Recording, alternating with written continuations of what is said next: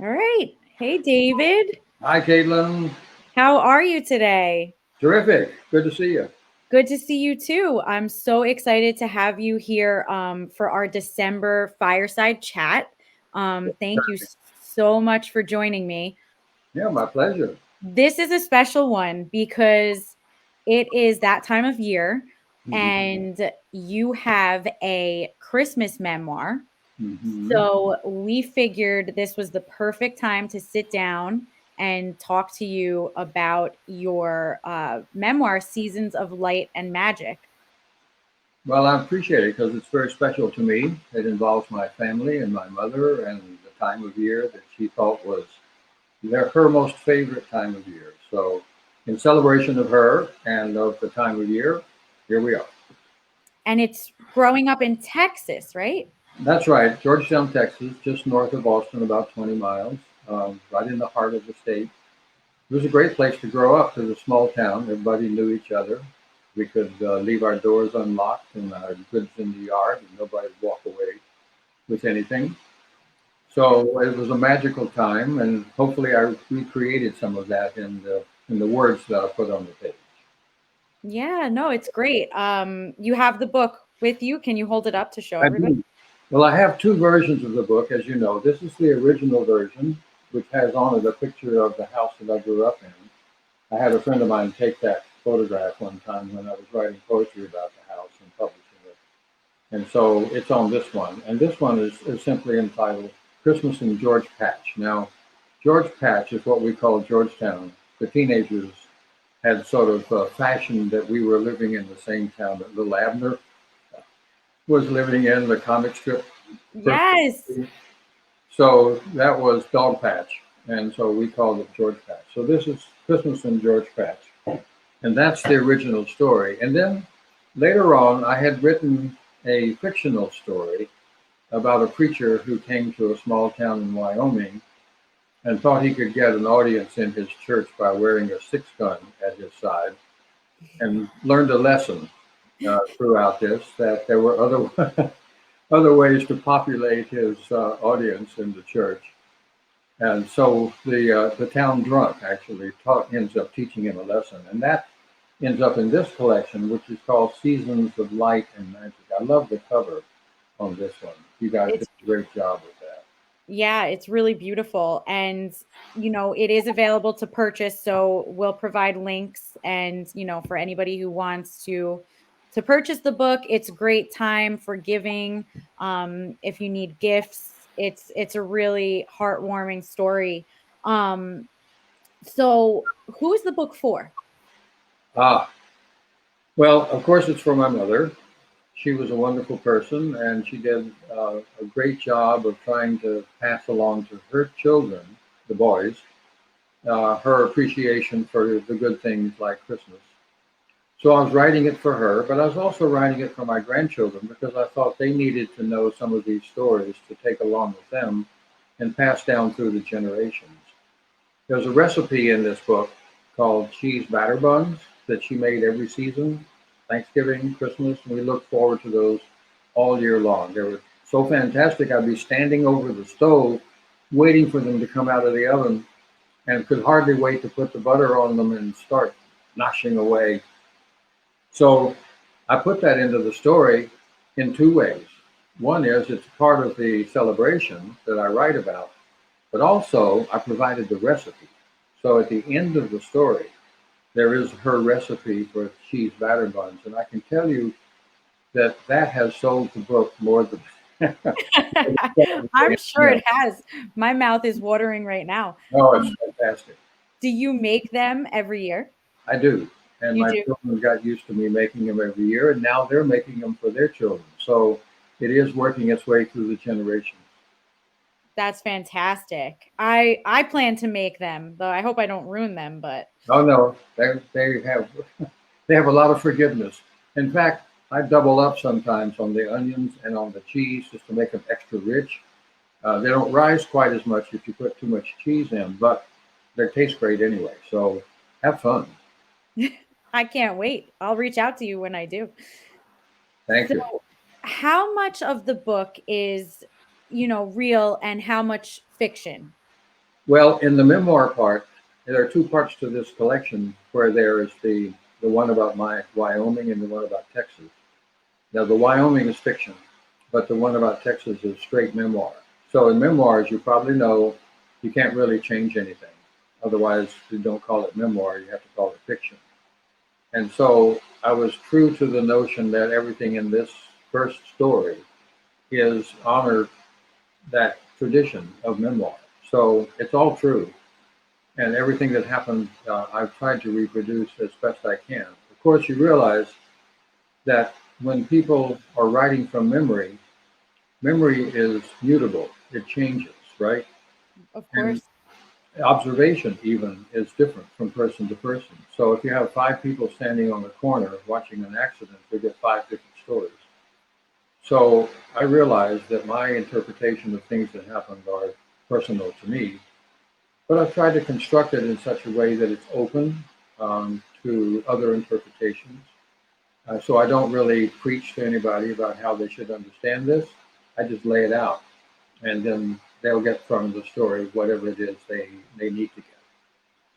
Yeah, no, and that's completely understandable. Do you have siblings? Did you grow up with siblings that experienced these different things with you? Yes, I had a younger brother, Bill. Um, he and I grew up together, of course, and had great times together around Christmas time, especially. I can remember many of those episodes, some of which I put into this book. I mean, we would sit down at Thanksgiving. There was always a big football game between Texas and Texas A&M, a rivalry game. Of course. And my dad devised a way of taking butcher block paper, spreading it across the table, drawing the football field, and recording every. We would listen to the radio because we didn't have television then, and recording every play in the game. So afterwards, we could look at it and say, "Well, now this is the football game that we just listened to." So Yeah, that's in the book, and how he did that, and how it lasted or it didn't last through the years is also there. that's great. Can you share with us maybe your favorite memory from the book or read, a sneak peek? Well, sure, I can read a little bit from the introduction and Okay. the beginning of this business of the batter buns. Along about mid-November, the hackberry trees at the edge of our yard go bare. The leaves, never plush to begin with, turn metallic, then dark, and losing their perpetual struggle against the inevitability of seasons, fall away, revealing how close we've always lived to Hutto Road, winding its way down the hill to Doc Kester's farm.